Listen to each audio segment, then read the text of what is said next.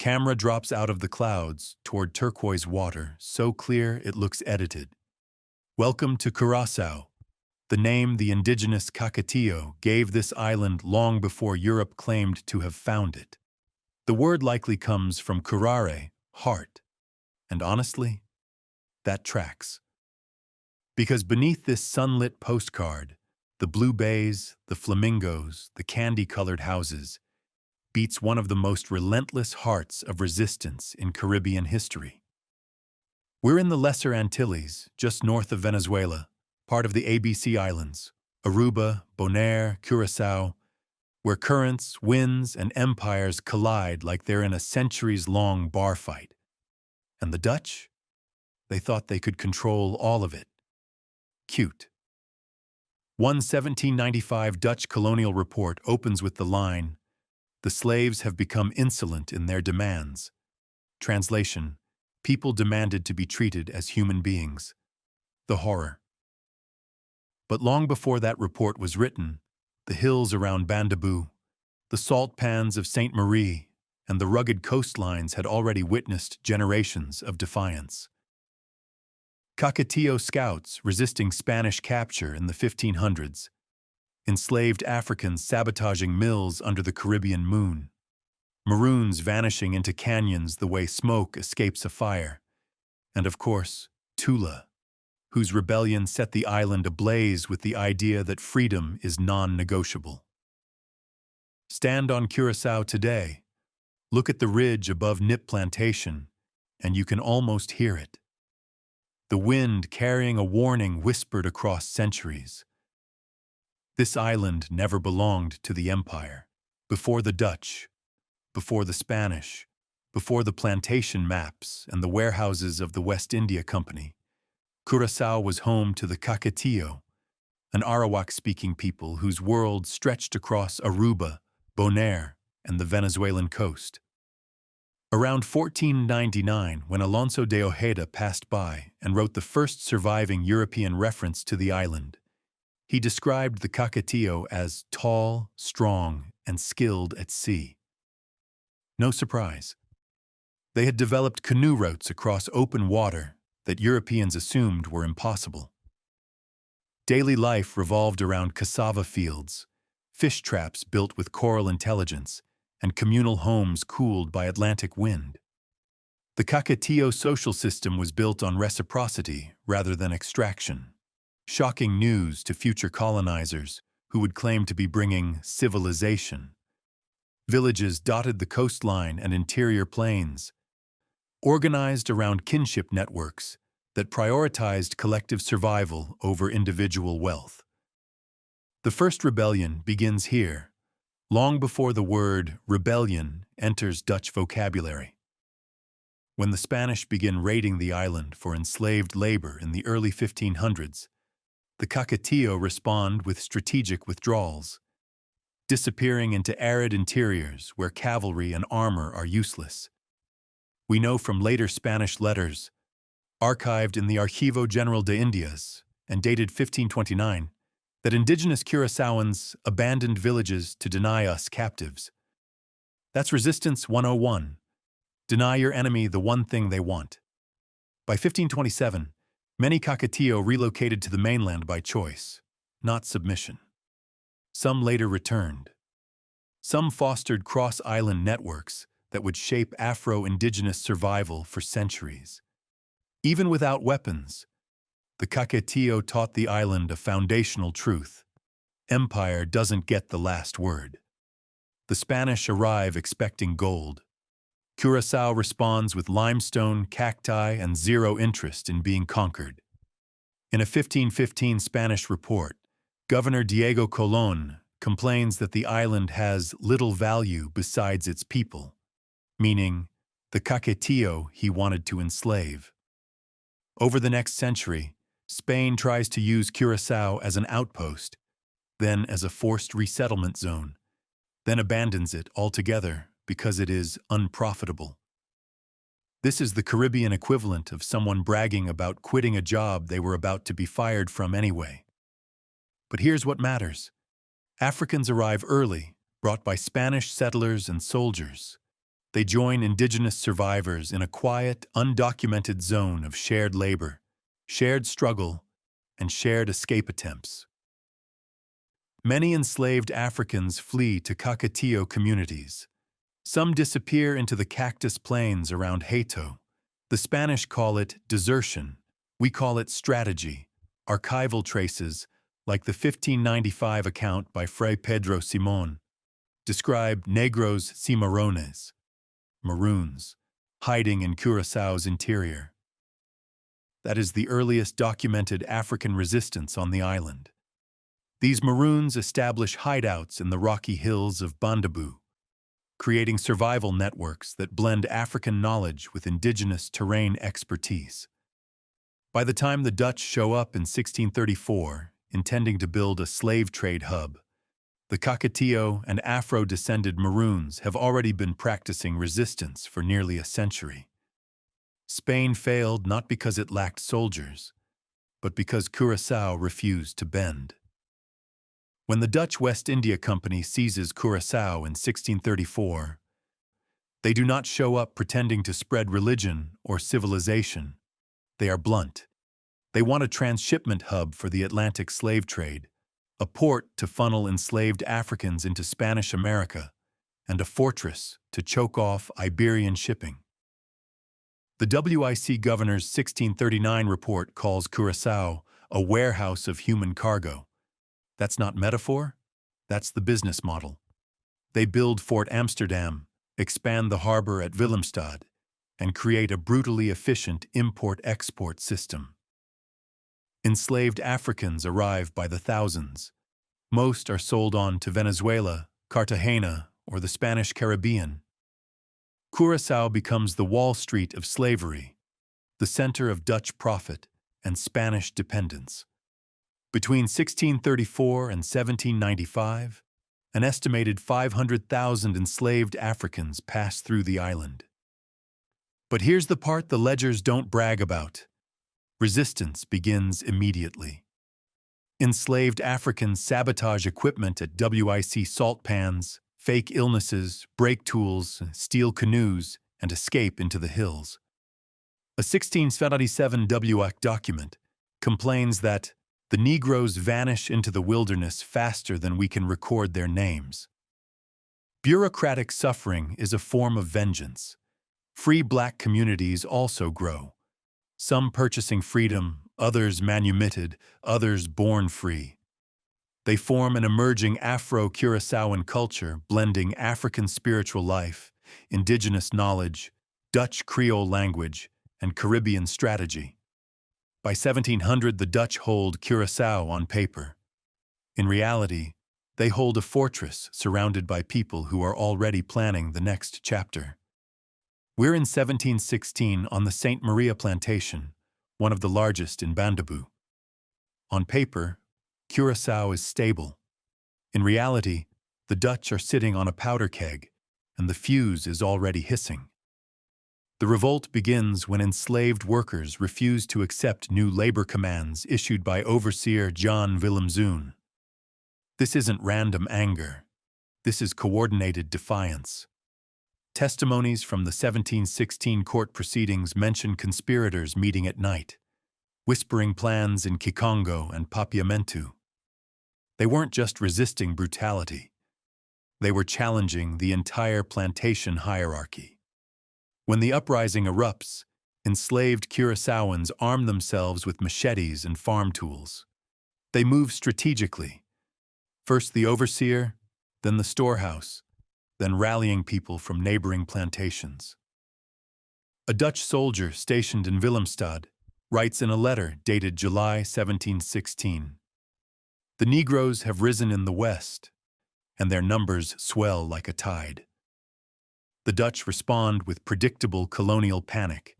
Send militia, call for reinforcements, rewrite slave codes. The revolt is suppressed with violence, but its impact echoes far beyond Saint Maria. Because after 1716, the Dutch do something very revealing. They begin limiting the gathering of enslaved people, monitoring nighttime movement, and increasing patrols around plantation borders. In other words, they admit the enslaved have political power. Curaçao's first major rebellion doesn't fail. It teaches the island that collective action is possible and terrifying to empire. It's 1750, and Curaçao's plantation economy is tightening like a vice. Sugar, salt, indigo, and goats drive profit, but only because enslaved Africans work under brutal conditions. Punishments increase, food rations shrink, and the WIC governor receives report after report of disobedience. On the Santa Cruz plantation, enslaved workers refuse to enter the fields. When the overseer tries to force them, they turn on him. The rebellion flares quickly. Tools become weapons, a storage shed becomes a defensive position, a field becomes a battlefield. A surviving report from WIC's archives dated March 1750 groans. The Negroes show a most insolent disregard for order, claiming they are treated worse than beasts. This is the closest the WIC ever gets to self-awareness. The uprising spreads as word travels across plantations via drums, coded songs, and whispered runners. Enslaved Curaçaoans didn't need newspapers. They had memory, roots, and rhythm. Portuguese Jewish plantation owners panic. Dutch slave owners fortify their houses. Curaçao's colonial government orders mass arrests and public torture to restore discipline. But something remarkable happens. Even under terror, resistance leaders refuse to betray co-conspirators. Silence becomes a weapon. Santa Cruz proves rebellion can erupt from everyday cruelty, and that communication networks among the enslaved are stronger than colonial surveillance. If the Dutch believed Santa Cruz was an isolated flare-up, the island spent the next 4 years proving them wrong. Between 1752 and 1754, Curaçao experiences a coordinated wave of plantation uprisings, not always massive, but persistent enough to terrify colonial authorities. Sabotage increases. Poisonings appear in trial records. Overseers report tools broken beyond repair, and mills that mysteriously stop functioning on the same day across multiple estates. One archival gem from 1753 complains, "They resist with such clever deceit that it is impossible to know the ringleaders." Translation: the enslaved were outsmarting the colonizers at every turn. The Dutch response? More codes, more patrols, more paranoia. But inside the rebellion wave is something deeper. Curaçao's enslaved people are developing a shared political consciousness. The idea of liberation no longer exists in isolated pockets. It becomes a low hum beneath every plantation, growing louder each year. These rebellions also strengthen Maroon communities. Runaways establish hideouts in Bandaboo's rugged terrain, at times raiding plantations for supplies or helping others escape. Dutch forces attempt manhunts, but the landscape itself, thorny, stony, unforgiving, becomes a co-conspirator. By 1754, the Dutch still hold their plantations, but the enslaved hold something more dangerous: momentum. Before the 1795 uprising arrives, Curaçao becomes a contradiction on legs. The island is wealthy, bustling, and strategically essential, but it is also deeply unstable. Free black and free mixed-race communities expand rapidly. Many purchase property. Some own businesses. Some even own enslaved laborers, a complex, painful reality found across the Caribbean.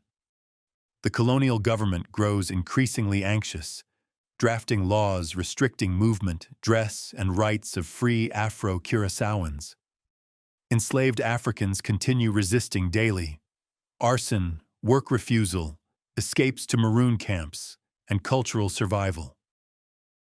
Papiamentu becomes the island's connective tissue, a Creole language woven from African grammar, Portuguese melody, Spanish vocabulary, and Dutch interference. A 1780 Dutch governor's letter complains that the Negroes speak a tongue we cannot decipher, which is the historical equivalent of, "They're talking about us, aren't they?" Meanwhile, Curaçao becomes saturated with news from abroad. Slave uprisings in Venezuela, abolition debates in Europe, and especially the Haitian Revolution beginning in 1791. By the late 1780s, enslaved Curaçaoans are not only resisting, they are studying revolution. Curaçao enters 1795 like a bow pulled tight. It is August 17, 1795, and the island is about to change forever.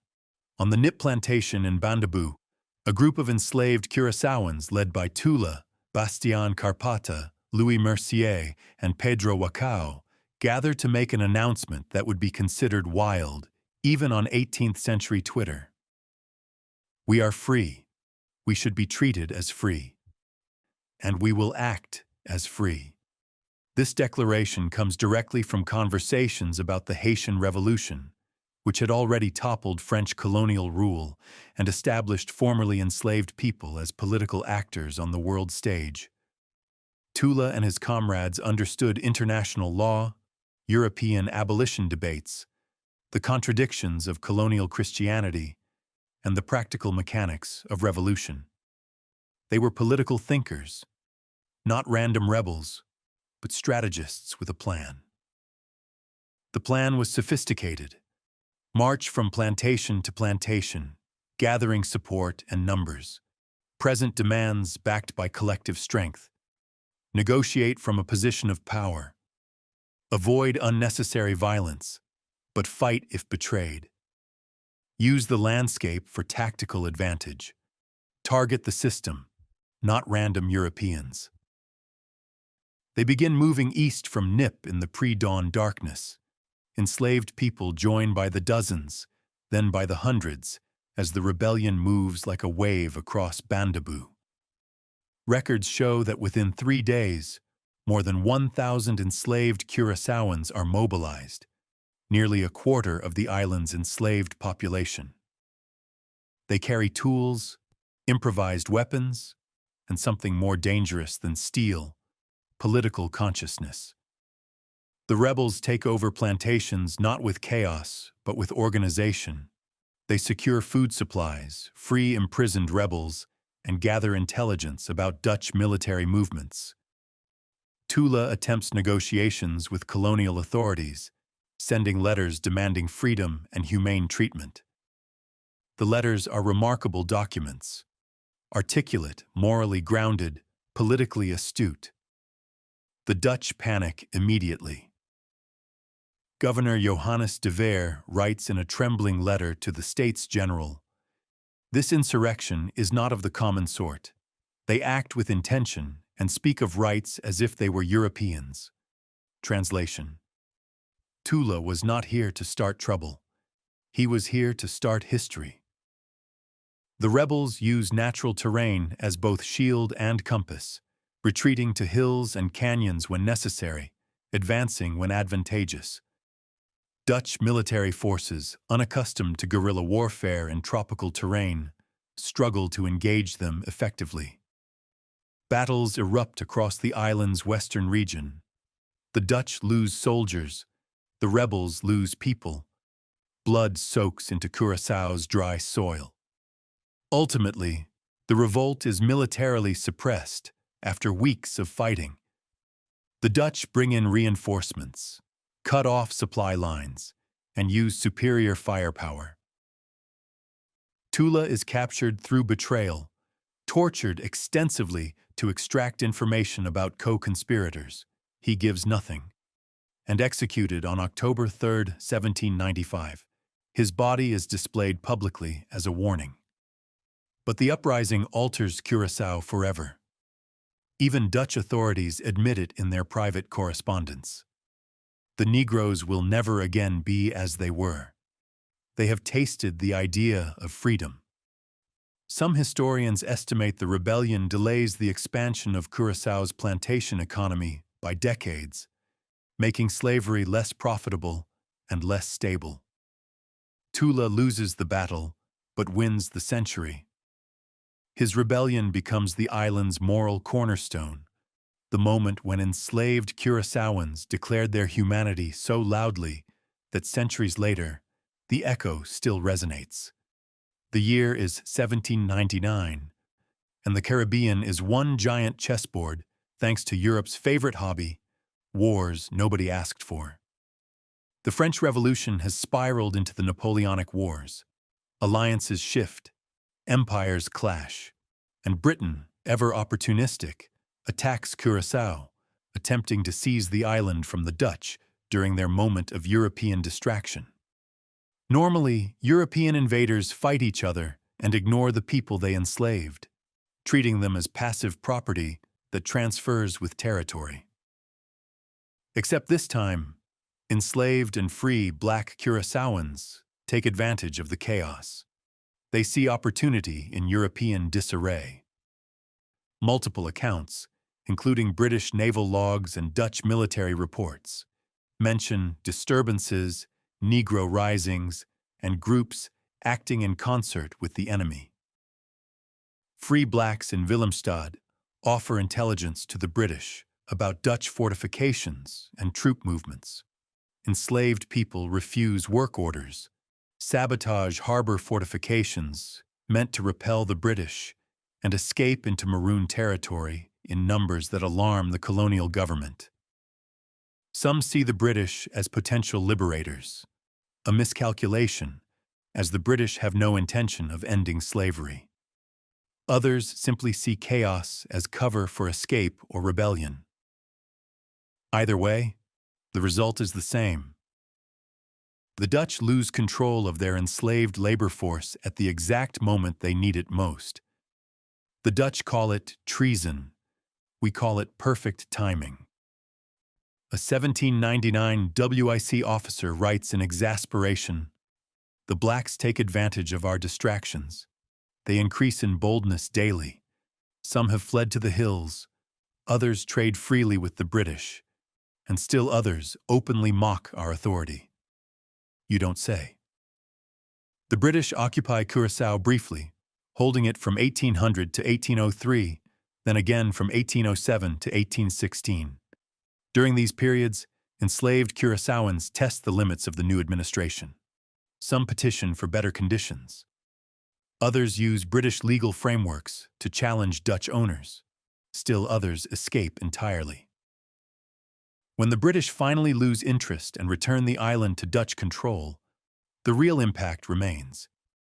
Enslaved and free Afro-Curaçaoans have learned that European powers are not invincible. The WIC's grip is fragile. Colonial control is a performance, and the actors keep forgetting their lines. The 1799 uprising proves something essential. Freedom movements don't wait for permission. They wait for opportunity. And Curaçao's people are getting very good at recognizing opportunities. Between the fall of Tula and the abolition of slavery, Curaçao's enslaved and free communities find new ways to resist a system desperate to preserve itself, even as the global tide turns against slavery. After 1795, the Dutch intensify repression in a panicked attempt to prevent another Tula.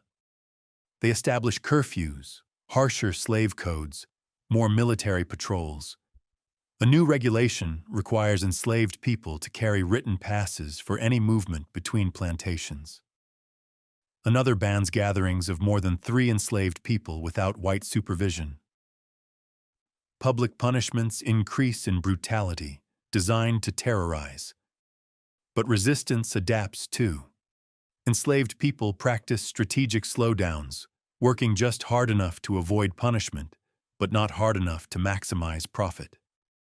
They form cultural networks to preserve African memory through music, stories, foodways, and spiritual practices. They create kinship ties across plantations through marriages, godparent relationships, and mutual aid networks. When Dutch law prohibits formal marriages between enslaved people, they create their own ceremonies. Free Afro-Curaçaoans push for legal rights, education, and property ownership, using the colonial legal system against itself. Petitions appear in Dutch courts challenging unjust laws. Some succeed. By the 1850s, a small but growing class of educated, property-owning free blacks exists on the island, creating newspapers, forming civic organizations, and quietly building the infrastructure of political resistance. Maroon groups continue operating in the interior, occasionally raiding plantations for supplies, medicine, or liberating other enslaved people. Colonial reports from the early 1800s complain of robber bands and lawless Negroes in the hills, which is what colonizers call freedom fighters when they can't catch them. A fascinating 1810 report admits that Dutch forces cannot penetrate the interior strongholds where runaways gather. Then, in 1863, the Netherlands finally abolishes slavery, not from moral awakening, but after being dragged by the global abolition movement, British pressure, economic shifts, and the persistent resistance of Afro-Caribbean people across Dutch colonies. The decision comes 65 years after Tula's rebellion, proof that his sacrifice was not in vain. But the Dutch immediately implement an emancipation plan, requiring formerly enslaved people to sign exploitative labor contracts or face vagrancy laws. Freedom comes with fine print in colonial font. The contracts bind workers to their former plantations for years, often at wages barely sufficient for survival. Yet Curaçaoans resist this sham emancipation. Some refuse contracts and face legal consequences. Some migrate to Venezuela as free laborers. Some form early labor collectives. Some challenge the new laws directly. Emancipation is a battlefield without bullets. Curaçao enters the late 19th century with freedom on paper and resistance in practice, a combination that tends to make empires very nervous. On July 1st, 1863, emancipation is declared in Curaçao. But the Dutch government does what empires do best. They abolish slavery with one hand and rebuild a new form of control with the other. It's the colonial equivalent of a software company claiming they've fixed privacy concerns while introducing 17 new ways to harvest your data. Formerly enslaved people are required to sign 6-year free labor contracts under threat of punishment for vagrancy, a conveniently vague crime. Wages are pitiful, barely enough for food and shelter. Working conditions barely change. Plantation owners receive financial compensation for loss of property, meaning they profit from emancipation, while formerly enslaved people receive nothing. Freedom comes with the kind of suspiciously long terms and conditions you'd expect from a colonial version of Apple's user agreement. Curaçaoans, unsurprisingly, push back. Some leave plantations en masse, walking off jobs the moment the ink dries on emancipation notices. They head to towns, seeking wage labor or opportunities away from their former owners. Others refuse exploitative contracts, challenging authorities to arrest them and creating legal complications for a government trying to present emancipation as peaceful progress. Many migrate to Venezuela as free laborers, joining communities of earlier migrants and sending money back to Curaçao. The Venezuelan oil fields and agricultural estates welcome their labor. For exploitative wages, yes, but without the psychological burden of working for former enslavers.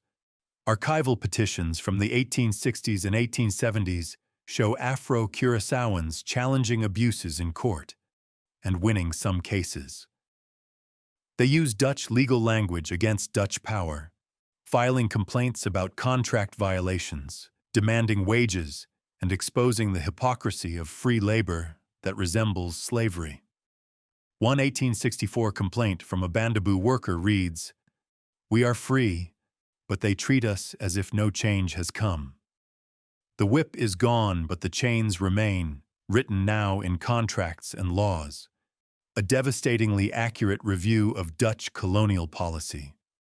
Plantation owners report rising insubordination, illegal gatherings, and refusal to perform forced labor. Small disturbances erupt across Bandaboo, where formerly enslaved people reject the sham freedom being sold to them. The Dutch respond with arrests, fines, and legal harassment, proving that the plantation system persists just under new management.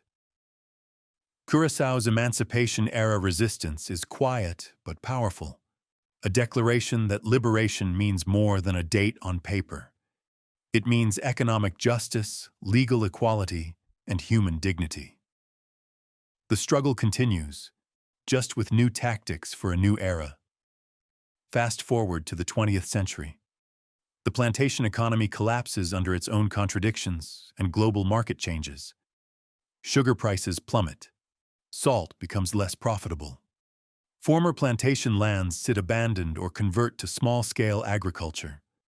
Into this vacuum walks the Royal Dutch Shell Refinery in 1915, transforming Curaçao from a sugar and salt colony into an industrial giant almost overnight. The refinery becomes the island's largest employer, processing Venezuelan crude oil and employing thousands. It initially seems to promise progress: wage labor, industrial jobs, modern infrastructure, escape from agricultural drudgery. But the reality quickly becomes familiar. Afro-Curaçaoan workers earn the lowest wages, face harsh and dangerous conditions, and are systematically excluded from skilled positions dominated by white Dutch and foreign laborers. The colonial hierarchy simply moves from plantation to refinery. Workers labor in scorching heat amid toxic fumes. Accidents happen regularly. Medical care is minimal. Housing provided by Shell is segregated and substandard for black workers. Skilled technical positions go to Europeans, while Curaçaoans are relegated to manual labor regardless of education or ability. The colonial government, as usual, sides with the company over workers. So the workers do what Curaçaoans have done for centuries. They fight back. In 1922, a wave of protests erupts. Workers demand higher pay, humane schedules, safety improvements, and respect, particularly an end to the racial discrimination that pervades every level of refinery operations. When Shell refuses to negotiate in good faith, the unrest escalates into a full strike. British colonial officials, temporarily administering the island, write panicked memos describing crowds gathered in defiance and refusing orders. One report notes with alarm that workers are organized and making political demands, as if that's somehow surprising after centuries of resistance. The Dutch governor blames agitators and outside influences. The workers blame exploitation and racism. History sides with the workers. Police crack down violently, using force to break up gatherings and arrest strike leaders. Several workers are injured. Some are imprisoned. The strike is eventually broken, but the revolt leaves permanent cracks in the facade of Dutch control. The uprising forces the colonial government and Shell to acknowledge labor rights, even if grudgingly. It pushes the creation of worker organizations that will eventually become powerful unions. It sets the ideological foundation for future political activism and labor movements. Within a decade, formal unions are recognized, collective bargaining becomes accepted practice, and workers gain legal protections unthinkable in the plantation era. 1922 proves that resistance has simply evolved, from machetes and maroon raids to union strikes and collective bargaining. The tactics change. The goal remains the same: dignity, justice, freedom. Now we arrive at May 30th, 1969, the moment Curaçao steps into the global spotlight with an uprising that shakes the colonial establishment to its core and changes the island's political landscape forever. The island is supposed to be modern now, supposed to be equal. The Netherlands has granted Curaçao a degree of autonomy within the kingdom. Slavery is a century gone. The refinery provides thousands of jobs. Politicians speak endlessly about progress and development. But wages remain unequal. Afro-Curaçaoan workers are still relegated to the lowest-paid refinery jobs, while skilled positions go to Dutch and foreign workers. Unemployment among black youth hovers around 30%. Wealth is centralized in white and foreign hands. The Dutch still control key government positions. Educational opportunities favor the elite. Housing remains segregated. Politicians make promises that evaporate on contact with air. The colonial hierarchy persists under a new name: autonomous status within the kingdom. On May 30th, workers from the unions Association Civile de Trajadon and PWFC gather at a construction site in Willemstad, where Curaçaoan workers face blatant discriminatory treatment compared to Dutch workers doing identical jobs. The protest is planned as peaceful, a demonstration demanding equal pay for equal work, an end to racial discrimination, and respect for local workers. The march grows as it moves through Willemstad's streets. Hundreds become thousands. Workers join from the refinery, the docks, construction sites. Students join from schools. The unemployed join. Decades of frustration coalesce into a single moving mass. Tension thickens in the humid afternoon air. You can feel history gathering itself like a storm. A spark, still debated today, with witnesses offering conflicting accounts, ignites confrontation. Some say police provoked violence by attacking peaceful protesters. Others blame agent provocateurs planted to discredit the movement. Either way, the situation explodes. Police fire tear gas and bullets into the crowd. Protesters respond with stones, bottles, fury accumulated over centuries. The streets erupt. Crowds seize control of Willemstad's commercial center. Buildings burn, targeting symbols of colonial wealth and Dutch economic dominance. The Spritzer and Fuhrman store, a symbol of white economic power, goes up in flames. Police withdraw, overwhelmed by numbers and intensity. The colonial government calls the Netherlands for military assistance. Dutch Marines are flown in from the Netherlands to restore order through force. For 3 days, Willemstad burns. For 3 days, the voices of Curaçao's working people shake the foundations of colonial rule. For 3 days, the Dutch learn that autonomy without justice is just slavery with better paperwork. But this isn't a riot. This is a reckoning. This is centuries of resistance crystallizing into a single moment of fury and political awakening. This is Tula's descendants saying, enough. Union leader Papa Godet, Stanislaus Miguel Godet, becomes the face of the uprising. He is arrested and imprisoned for instigating the unrest, which is Dutch for gave people permission to say what they were already thinking. His trial attracts international attention. His imprisonment sparks further protests. His eventual release is celebrated as a victory for the people. The uprising forces massive reforms. Better wages across industries, enforced through new labor laws. Political restructuring that increases Afro-Curaçaoan representation in government. Empowerment of local leaders over Dutch-appointed administrators. Investment in education and housing. Recognition of Papiamentu as an official language alongside Dutch. And perhaps most importantly, the beginning of a new cultural consciousness that openly challenges colonial narratives and celebrates Afro-Curaçaoan identity. For centuries, The Dutch believed Curaçao was quiet, manageable, peaceful, their favorite word for islands where resistance had been temporarily suppressed.